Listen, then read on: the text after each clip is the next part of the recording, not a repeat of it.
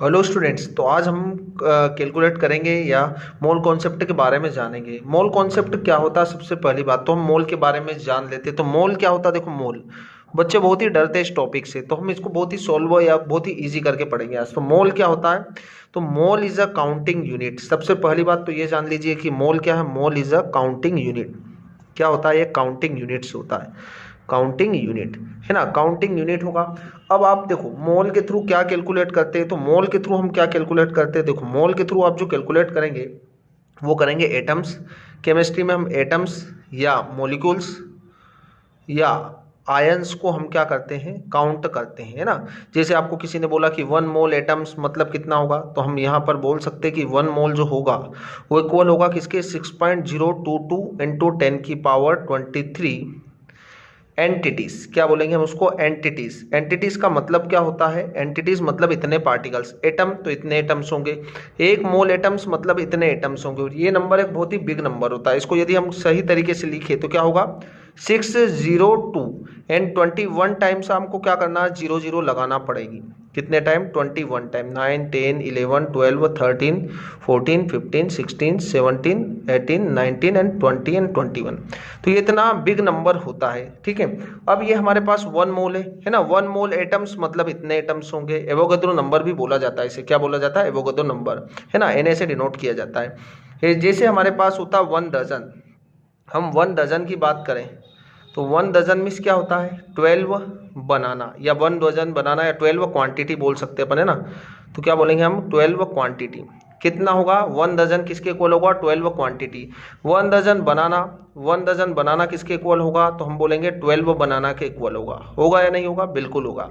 यदि आपको किसी ने बोला कि मेरे पास 24 बनाना है, कितने हैं? 24 बनाना, ठीक है। 24 बनाना। अब 24 बनाना हमारे पास, तो हम इसे डजन में, हम डजन में कैलकुलेट करते हैं। तो हम क्या करेंगे? डजन इज इक्वल टू क्या कर रहे हैं हम? 24, है ना। हमें पता है 24 डिवाइडेड बाय क्या कर देंगे हम? 12, क्योंकि 1 डजन में कितना होता है? 12 होता है। हम 12 से डिवाइड करेंगे तो हमको पता चल जाएगा यहाँ पर 2 आ रहा है। मतलब आपने क्या किया? देखो, आपको डजन का फार्मूला बनाना था तो डजन में आपने क्या करा? क्वांटिटी डिवाइडेड बाय क्या किया आपने? उस नंबर से क्या कर दिया? डिवाइड कर दिया, तो आपको डजन पता लग गया। मतलब हम यहाँ पर डजन का फार्मूला लिखिए तो dozen is equal to quantity divided by क्या होगा हमारे पास? Quantity divided bye 12।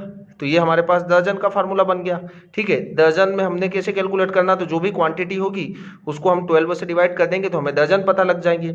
ऐसे ही हमारे पास जो मोल होगा, इस मोल का भी हमारे पास एक फार्मूला होता है। उसको कैसे डिराइव करेंगे? देखो, हमने बोला 1 मोल में कितने एटम्स है, तो हमने बोला 1 मोल में कितने? 6.022 10⁻23 एटम्स होते हैं, ठीक है। अब इतने एटम्स है तो हम यदि मोल की बात करें तो 1 मोल इज इक्वल टू क्या हमारे पास? तो हमने बोला कि 6.022 इंटू 10⁻23 एंटिटीज या पार्टिकल्स, जो भी लिखे हम। कितने पार्टिकल्स है? इतने पार्टिकल्स है। यदि 1 मोल बनाना, क्या होगा हमारे पास? 1 मोल बनाना कितने होंगे हमारे पास? 6.022 इंटू 10⁻23 बनाना, ठीक है। इतने बनाना प्रेजेंट होंगे हमारे पास। तो हम यहाँ से मोल, है ना, मोल को हम एन से भी डिनोट करते हैं, याद रखिए आप। तो हम यहाँ से एन को, यदि एन को हम फार्मूला बनाने की कोशिश करें तो N is equal to number of moles is equal to क्या होगा? गिवन क्वांटिटी, है ना। जो भी क्वांटिटी हमको गिवन होगी, गिवन क्वांटिटी डिवाइडेड बाय क्या होगा? 6.022 इंटू 10⁻23। तो ये हमारे पास एक मोल का फॉर्मूला बन जाएगा। मतलब मोल इज इक्वल टू क्या होगा? Number of moles is equal to होगा क्वांटिटी। क्वांटिटी यहां पर भी हमने क्वांटिटी लिया था डिवाइडेड बाय 12, क्योंकि हमको पता है कि 1 डजन में 12 होते हैं। ऐसे ही 1 मोल में इतने एटम्स होते हैं, तो हम इससे क्या कर देंगे? डिवाइड कर देंगे। मतलब यहां पर लिखेंगे हम क्या? 6.022 इंटू 10⁻23, ठीक है। तो ये हमारे पास एक मोल का फार्मूला बन जाएगा। मोल का हमारे पास पहला फार्मूला है। आप बहुत ध्यान से देखते रहिए, आपको सब कुछ क्लियर होगा। तो number of moles is equal to quantity, quantity के रिस्पेक्ट में हम ये फार्मूला बना सकते हैं, ठीक है। अब आपको मोल के अलग अलग फार्मूलेज होते हैं, वो भी हम देख लेते हैं यहाँ पर। तो क्या होगा? मोल को हम कितने तरीके से फार्मूले बना सकते हैं? तो मोल जो होगा हमारे पास क्या होगा?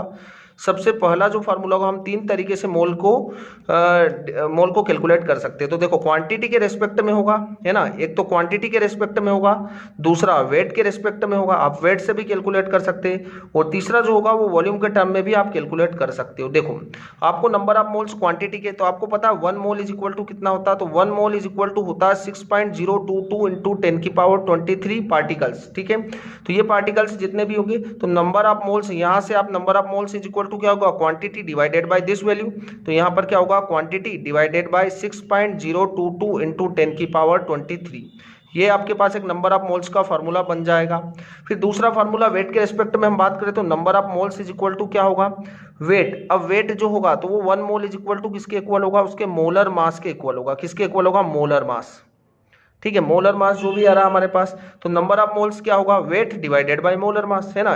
इस क्वांटिटी को आपको क्या करना है, इस मोलर मास से डिवाइड कर देंगे। तो यहाँ पर क्या होगा, वेट डिवाइडेड बाय मोलर मास। ठीक है, मोलर मास से आप मोलर मास, ठीक है, मोलर मास से आपको क्या करना है, डिवाइड करना है।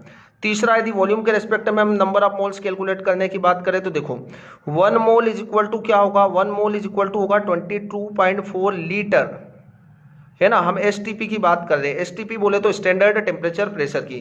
1 मोल इज दिस वैल्यू, तो number of moles is equal to क्या होगा, वॉल्यूम डिवाइडेड बाय 22.4 लीटर। बोलो हाँ या ना, बिल्कुल होगा, एट एसटीपी। ठीक है, एसटीपी की हम बात कर रहे हैं, तो यहाँ से ये तीसरा फार्मूला बन जाएगा हमारे पास, वॉल्यूम डिवाइडेड बाय 22.4। अब ये 22.4 लीटर कहाँ से आया हमारे पास, ये एक्सपेरिमेंटली फाइंड आउट किया हमने कि स्टैंडर्ड टेम्परेचर प्रेशर पर किसी भी गैस का जो वॉल्यूम होगा वो कितना होगा, 22.4 लीटर। तो आपको जो भी गैस होगी उसके रेस्पेक्ट में इससे क्या करना, आपको डिवाइड करना, तो आपको नंबर ऑफ मोल्स पता लग जाएंगे। वो काम आपका नहीं कि 22.4 लीटर हमने कैसे कैलकुलेट किया, ये हमारे पास एक्सपेरिमेंटल वैल्यू आया, कांस्टेंट होता है, ये आपको याद रखना। और एमएल में हम इसको कैलकुलेट करें तो आपको पता है 22400 मिलीलीटर, है ना। मिलीलीटर, लीटर से हम मिलीलीटर में जाएंगे तो आप क्या बढ़ा देंगे, 2 जीरो बढ़ा देंगे।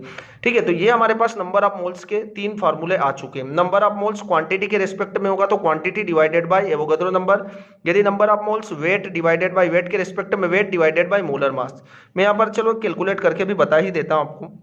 जैसे मेरे पास है यहाँ पर नंबर ऑफ मोल्स है ना, वेट के रिस्पेक्ट में, जैसे मेरे पास है यहाँ पर 9 ग्राम ऑफ वाटर। ठीक है, 9 ग्राम ऑफ वाटर है और इसके मुझे नंबर ऑफ मोल्स को फाइंड आउट करना है।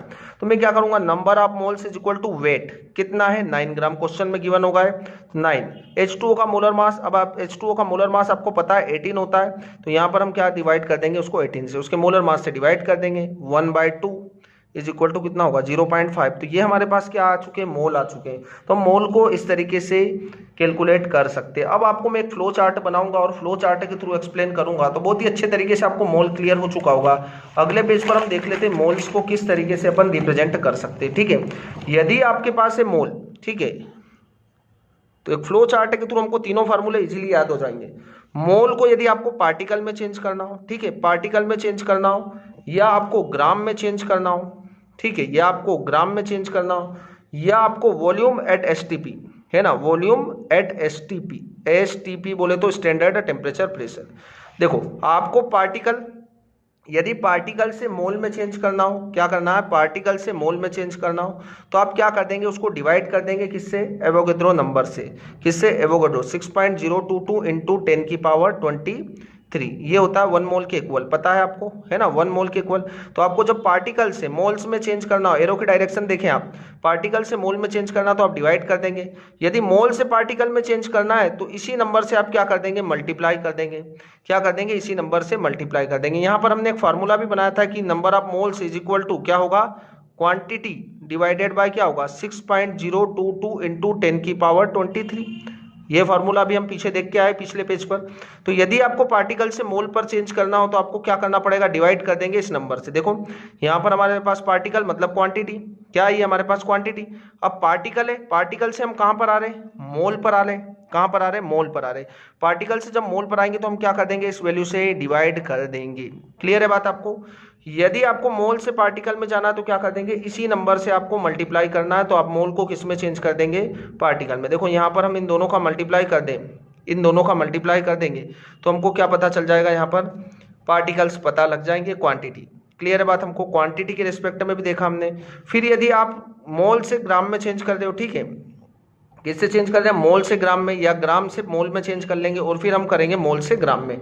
यदि मोल से ग्राम में चेंज करना हो तो आपको पता है 1 मोल इज इक्वल टू क्या होगा, 1 मोल इज इक्वल टू होगा मोलर मास। क्या होगा, मोलर मास। तो यहाँ पर यदि आपको ग्राम से मोल्स में चेंज करना है, ग्राम से किस में चेंज कर रहे हैं, एरो किस क्या डायरेक्शन बता रहा है, ग्राम से मोल्स में चेंज करेंगे तो आप क्या कर देंगे, उसके मोलर मास से डिवाइड कर देंगे। और यदि मोल से ग्राम में चेंज करना है तो उसके मोलर मास से आप क्या कर देंगे, मल्टीप्लाई कर देंगे। तो आपको क्या पता चल जाएंगे, क्योंकि यहाँ पर हमने एक फार्मूला भी देखा था, number of moles is equal to given mass divided by क्या होता है, मोलर मास। क्या होता है, मोलर मास। ठीक है, तो यहां से हमको देखो, मोल्स को जब ग्राम्स में चेंज कर रहे हैं, मोल्स को किस में चेंज कर रहे हैं, ग्राम्स में चेंज कर रहे हैं, तो आप क्या कर रहे हो, मल्टीप्लाई कर रहे हो, किससे, मल्टीप्लाई कर देंगे मोलर मास से, है ना। मोल्स को किससे मल्टीप्लाई कर देंगे, मोलर मास से। तो आपको गिवन मास किस में पता चल जाएगा, ग्राम्स में पता लग जाएगा। ठीक है, यहाँ दिखिए रहा आपको क्लियर, देखो नंबर ऑफ मोल्स और मोलर मास किस में, मल्टीप्लाई में। Number of moles and molar mass से जब मल्टीप्लाई कर देंगे हम तो क्या पता चल जाएंगे हमको, उसके ग्राम्स में वैल्यू पता लग जाएगा। ठीक है, अब यदि आपको मोल्स से वॉल्यूम चेंज करना हो और वॉल्यूम से मोल चेंज करना हो तो देखो 1 मोल किसके इक्वल होगा, 1 मोल जो इक्वल होगा वो किसके इक्वल होगा, 22.4 लीटर के इक्वल होगा। किसके इक्वल होगा, 22.4 लीटर के। यदि आपको क्या करना है, वॉल्यूम से मोल में चेंज करना है, वॉल्यूम से मोल में चेंज करना है तो वॉल्यूम से मोल का एरो कहाँ दिख रहा है हमको, इस डायरेक्शन में दिख रहा है। तो आप क्या कर देंगे, डिवाइड कर देंगे किससे, 22.4 लीटर से। Number of moles is equal to क्या होगा, वॉल्यूम डिवाइडेड बाय क्या था, 22.4 लीटर एट एसटीपी। ठीक है, ये तो हम पीछे देख के ही आए। तो number of moles is equal to क्या होगा, वॉल्यूम। आपको यदि वॉल्यूम से मोल में चेंज करना तो आप क्या कर रहे हैं, इस नंबर या 22.4 लीटर से डिवाइड कर दें, और मोल से वॉल्यूम में चेंज करना तो इस नंबर से क्या कर देंगे, आप मल्टीप्लाई कर देंगे। तो आपको मोल्स पता लग जाएंगे, आसानी से पता लग जाएंगे। ठीक है, यहाँ पर मैं एक एग्जांपल भी लूंगा जिसके थ्रू आपको समझ में आएगा। मैं एक एग्जांपल ले रहा हूँ, 1 मोल हाइड्रोजन, 1 मोल हाइड्रोजन। देखो अब 1 मोल हाइड्रोजन, ठीक है, 1 मोल हाइड्रोजन को तीनों फार्मूले के रेस्पेक्ट में आपको बता रहा हूं मैं किस तरीके से। यदि क्वांटिटी के रेस्पेक्ट में बोले हम तो 1 मोल हाइड्रोजन का मतलब क्या होगा, 1 मोल आपको 1 क्वेश्चन में गिवन है तो यहाँ पर हम फार्मूला लगा के देख लेते हैं। फार्मूला आपके पास है, यहाँ पर देखो क्वांटिटी आपको दिया है क्वेश्चन में 1 मोल हाइड्रोजन, यहाँ पर हम क्वांटिटी के रेस्पेक्ट में, यहाँ पर हम मास के रेस्पेक्ट में, और यहाँ पर हम वॉल्यूम के रेस्पेक्ट में कैलकुलेट करते हैं। चलो फार्मूले को अप्लाई करते हैं। यहाँ पर number of moles is equal to क्या है, number of moles is equal to quantity divided by क्या, 6.022 इंटू 10 की पावर 23। मास के रेस्पेक्ट में हम बात करें तो मास के रेस्पेक्ट में ये रहा हमारे पास, number of moles is equal to given mass divided by क्या होगा, मोलर मास। क्या होगा, मोलर मास। ठीक है, और यहाँ पर वॉल्यूम की बात हम करें तो वॉल्यूम क्या होगा, number of moles is equal to volume divided by 22.4 litre at STP. तो ये 3 फार्मूले। अब देखो यहाँ पर हमें क्वांटिटी चाहिए, 1 मोल हाइड्रोजन में कितने एटम्स है, 1 मोल, तो n का वैल्यू कितना है, 1 है, क्वेश्चन में गिवन है 1 मोल, तो यहाँ पर 1 होगा, और ये किस में, मल्टीप्लाई में दोनों, तो 1 इंटू क्या होगा, 6.022 इंटू 10 की पावर 23। तो आपको कितने एटम्स पता लग जाएंगे, मतलब इतने पार्टिकल्स है इसमें, कितने पार्टिकल्स है, इतने पार्टिकल्स हैं। कितने, 1 इंटू मतलब इतने ही पार्टिकल्स होंगे। यहाँ नंबर ऑफ मोल्स 1 है, आपने मल्टीप्लाई कर दिया किससे, इस वैल्यू से, तो आपको पता लग गया क्या, इसके पार्टिकल्स। दूसरा हम गिवन मास की बात कर रहे हैं तो यहाँ पर नंबर ऑफ मोल्स का वैल्यू 1 है, हाइड्रोजन का मोलर मास कितना, 1.008। तो आपको गिवन मास, मतलब आपको गिवन मास यदि फाइंड आउट करना है तो given mass is equal to क्या होगा, 1 इंटू 1.008। ठीक है, तो ये इसका क्या आ जाएगा, यहाँ पर गिवन मास पता लग जाएगा आपको। ठीक है, ऐसे ही आपको वॉल्यूम पता करना है तो n इंटू 22.4, मतलब नंबर ऑफ मोल्स कितना है, 1 है, तो यहाँ पर आपको वॉल्यूम पता लग जाएगा। तो वॉल्यूम कितना आ जाएगा इसका, वॉल्यूम इज इक्वल टू आएगा 1 इंटू 22.4 लीटर हाइड्रोजन। ठीक है, ये हमको कहाँ से पता लग रहा है, ये तीनों फार्मूले, आपको मोल के 3 फार्मूले, और भी फार्मूले होते हैं बट हायर क्लासेस में होते हैं, बट हमें इतने फार्मूले अच्छे से आना चाहिए।